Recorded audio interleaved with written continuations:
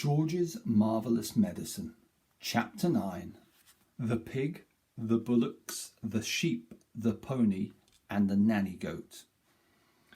At that moment, George's mother came back from shopping in the village. She drove her car into the yard and got out. She was carrying a bottle of milk in one hand and a bag of groceries in the other.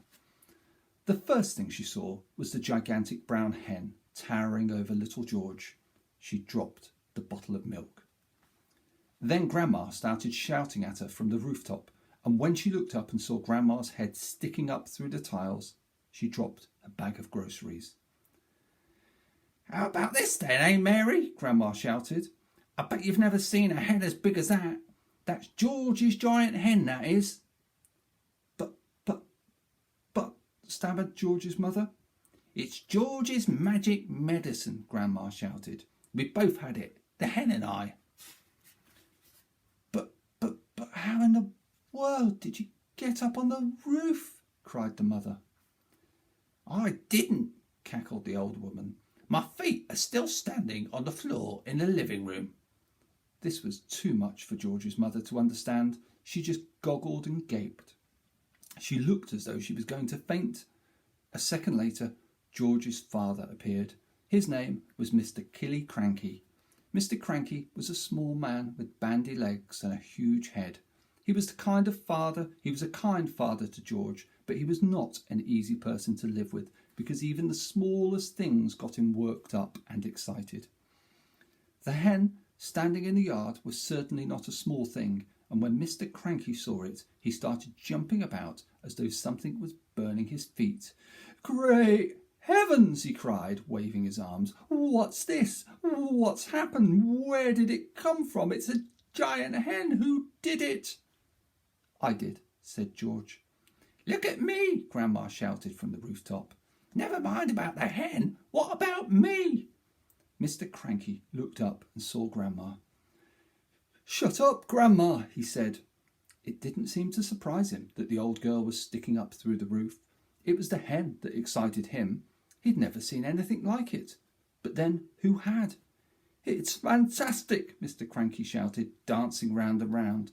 "It's colossal. It's gigantic. It's tremendous. It's a miracle. How did you do it, George?" George started telling his father about the magic medicine.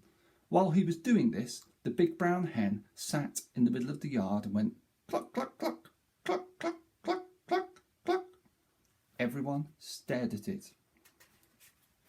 When it stood up again, there was a brown egg lying there. The egg was the size of a football. "That egg would make scrambled eggs for 20 people, Mrs. Cranky said.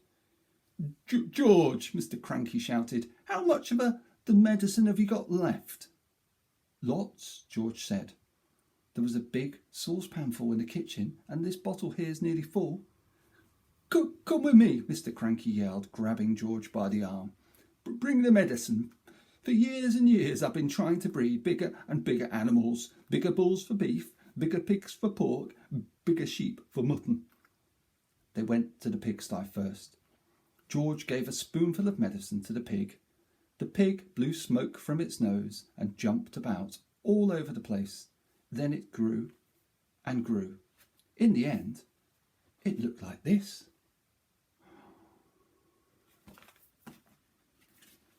Then they went to the herd of fine black bullocks that Mr. Cranky was trying to fatten up for the market. George gave each of them some medicine, and this is what happened.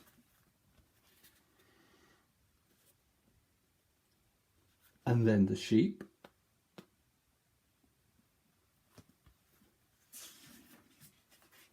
he gave some to the grey pony, Jack Frost, and finally, just for fun, he gave some to Alma, the nanny goat.